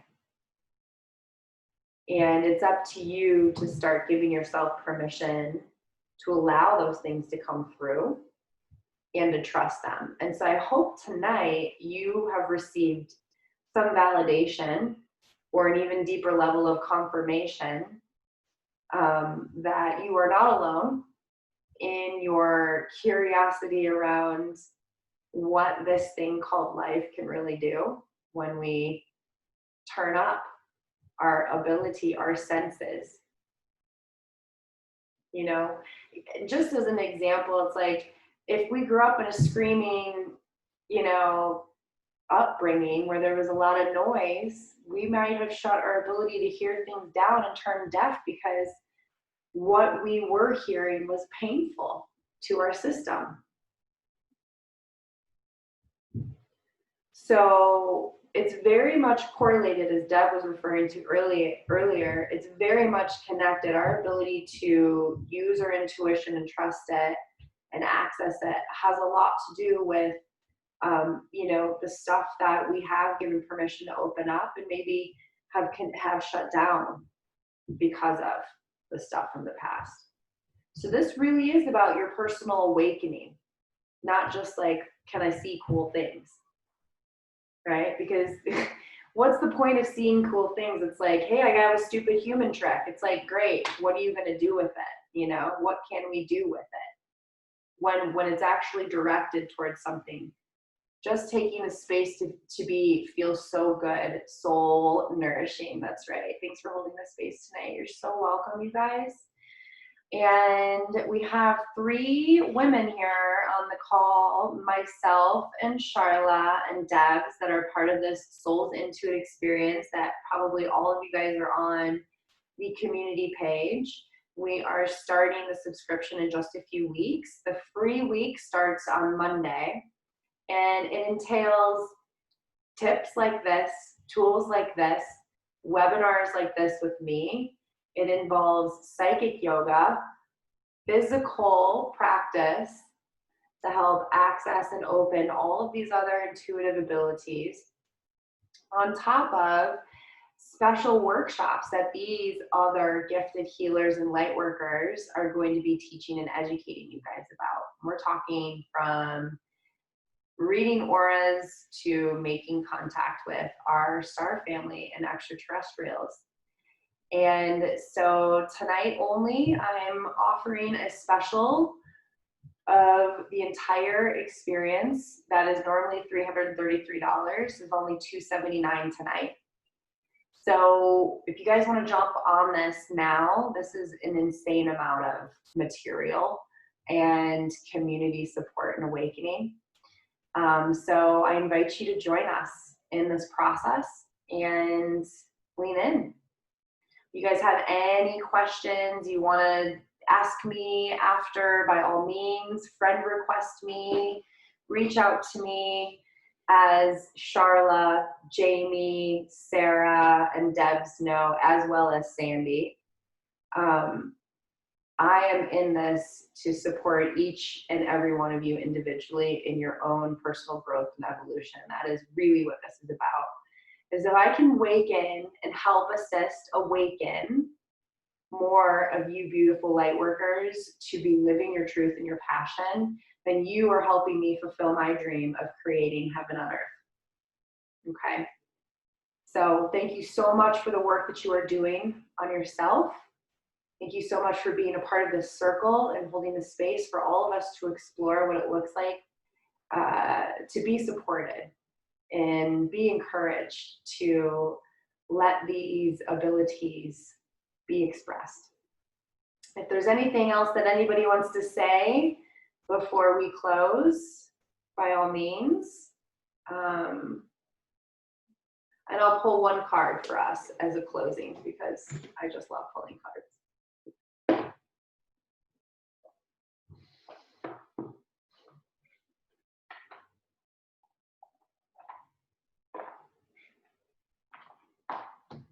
All right, so I have this Gaia Oracle. Okay, I just got these in Salida the other day. Nia, you're so welcome. It's great to meet you, and Laura, meet you as well. And a couple of you that hopped off already, but are new to me. So I'm just gonna ask Spirit to bring through a message that will conclude the theme of the evening of grounding into our intuition.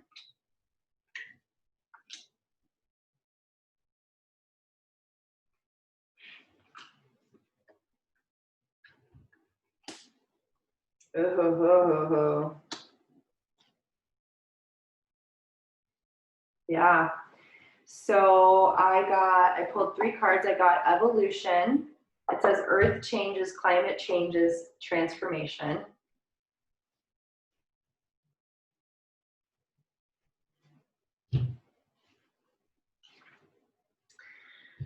Our world is cradled in a cosmic ocean of love, surrounded by an infinite universe, governed by a higher force greater than our human minds can know or comprehend.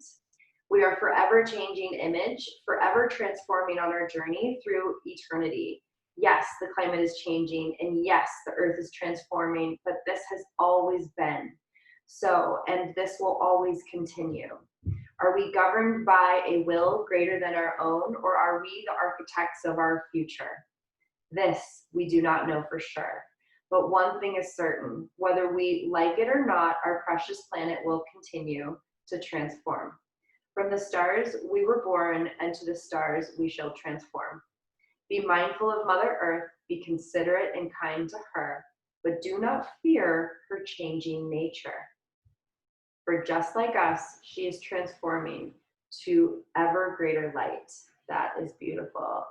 And oh my gosh, how quickly does that invoke, concern when we just put our attention on like the state of the affairs of our world right now. And so this feels like a really big message to, trust in that process of the floor rumbling underneath us. And then attachment is the second card that I got.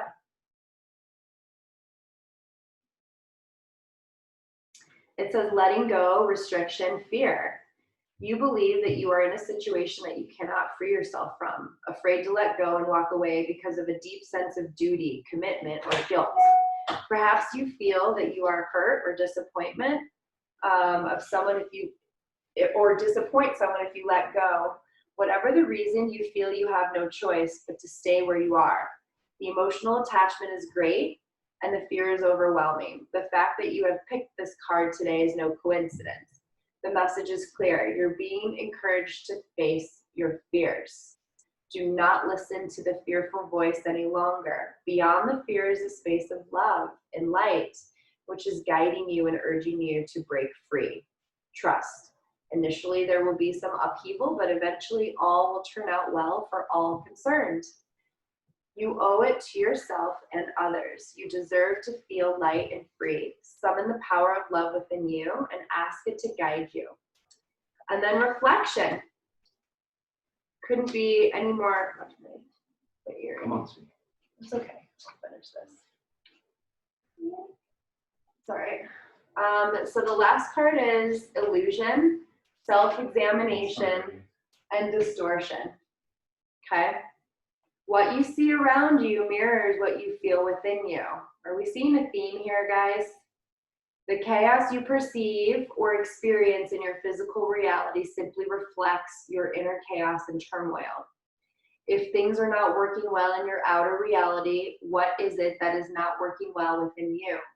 This card calls for a thorough self-examination. Do not merely skim the surface. You must delve deep to uncover the truth. This will take time, patience, and commitment. Observe your thoughts and feelings throughout the day and make a note of negative or unconstructive thoughts and feelings. This practice over time will in itself help to heal and restore balance to your life. It may be helpful to keep a diary. Journal writing will also help, provided that the journal is for your eyes only. Commitment to this reflective journey. Commit to this reflective journey. Be disciplined in your approach, and you will never look back. The rewards will be greater than you ever imagined. So this just feels like a really solid, like, hey, we're aware. We're aware that you are afraid, and that afraid ability has everything to do with that attachment that we're experiencing within us. So the fears that we have for our reality are also that internal turmoil that is asking us to reflect on and break free from. And we did, that's the last card, huh? The message, positive news and positive outcome. I always trust if my child pulls a card, there's a message behind it. So, you know, we always want to know what's going to happen next, right? None of us are control freaks. None of us. No. So the message is the anxious wait is nearly over, okay? And time of celebration is near. You will soon receive good news. This may come from a land far away, or it may come from someone close to you. In any case, an issue of major importance has a positive outcome. This may relate to, oh, I just read that. What a relief. You can now rest easy in the knowledge that all is well. Thank the universe for the blessing and give thanks to the earth. And remember that our lives are forever held in this eternal embrace. What is this? That's the attachment card.